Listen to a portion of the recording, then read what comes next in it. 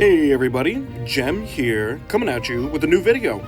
I know in the age of the internet, this might as well have been a million years ago, but a couple weeks back, Pokemon Winds and Waves was announced.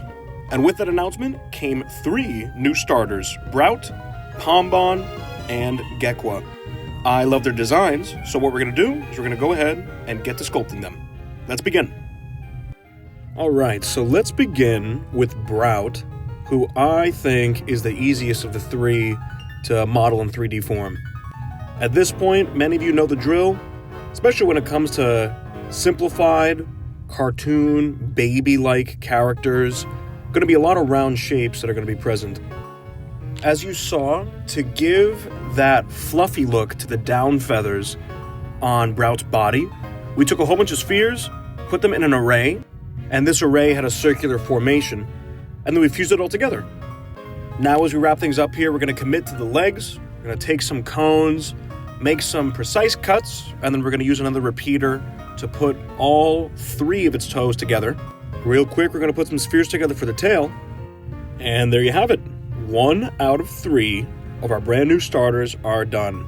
And I gotta say, this little baby bird is pretty cute. I am praying that they embrace some old roots and make a cool starter for a change. On to our second, and in my opinion, most beloved starter, POMBON, who was super fun to make and also was by far the most challenging. Getting the proportions right for the front of the face, because, you know, in a real Pomeranian, it looks like their skull is fused or hidden within that huge tuft of fur that covers like the front of their body. So what I did is that I extracted a little part of the snout out and then carved in a section for the mouth. A huge selling point here was adding the fur accents, and now we're adding the finishing touches for the limbs. And now number 2 out of 3 is complete. You can see that I also touched up the face like crazy, so it's a lot more akin to the new model that we were shown. This guy is 100% my favorite, and who I am likely going to pick as long as the evolution isn't sus. Last but not least, we have Froakie. GECQUA. Yes, I agree with some of the criticism here. I don't think the design is super original. However, I do love the aesthetic. One of my best friends compared it to a Littlest Pet Shop, and I think that's dead on. It's like these bulbous but also angular features at the same time that really complement the overall shape. And it's the eyes and eyelids combo with the contrasting colors that really sells it.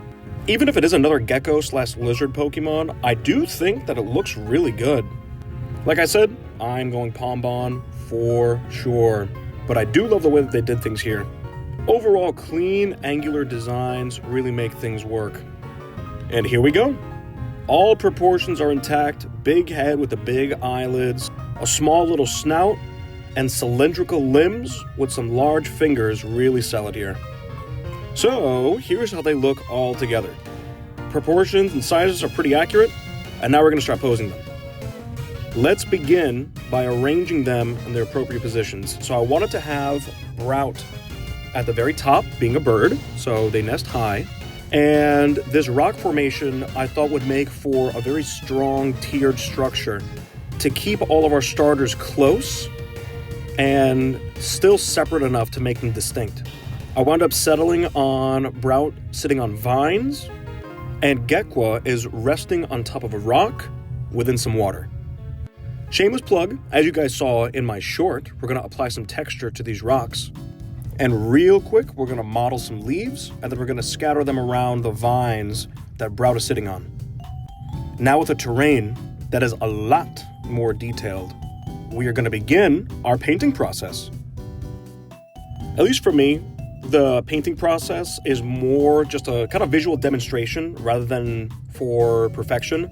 As you guys know, I love 3D printing and collectibles, so this is more just for reference rather than to make it a professional, one-to-one painted piece. Though I have been warming up to using more advanced techniques to make the paint a little bit more accurate.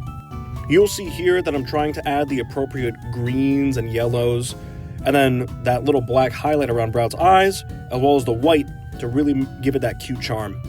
Next, we're going to move on to POMBON. Primary color is like this orange-yellow hue. We're going to make the dark eyes with those beady white spots in the middle again. Add some contour for the snout. And then we're going to add our remaining colors to finish out the face, mouth, tongue, teeth. And then POMBON's going to be all set. Next, we're going to work with these crispy blues to bring out some life within GECQUA. Primary colors here are a light and dark blue. Forgive my lack of scientific terminology. But really when it comes to Pokemon, you're working with a couple of primary colors with some accents. And like I've said before, and anyone who knows me when I've come to do this work, I love Pokemon. I think that their designs are impeccable and a really, really good way to learn how to draw or model. Now we're going to do the eyes. These were actually a little bit of a challenge. It wasn't so much the shapes, it was just getting the ratios of the black to the pink and then filling in the slits correctly. Last but not least, we're going to finish off the environment, working with some natural colors here to the best of our ability and adding in some lava right under POMBON. And finally, with some finishing touches and lights, here's the finished piece. And there you have it. What are your thoughts? I'm going to start to include other angles so you guys can see some of the details and highlights within this model. All in all, I think it came out pretty good. I like the spacing between our 3 Pokemon. This tiered structure allows each of our starters to shine in their own respective lights. Did you find this video helpful or engaging? Please let me know in the comments down below. As you know, I'm always working on new models and new projects, and I can't wait to show you guys everything that we got in store. If you really like this video, give me a like and leave a sub, as that engagement, as you know, YouTube loves, is going to help promote my channel. Thank you so much for watching, and take care.